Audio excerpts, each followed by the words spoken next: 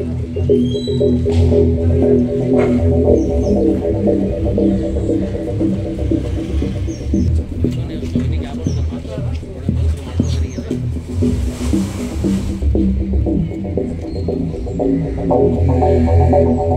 is a very bad thing that a elderly lady, 64 years old, Bhaidkar, was murdered at a residence in Katebaina by one young person who was from Assam, and due to swift action of our police and our team, we could apprehend the accused before he could leave the state or run away.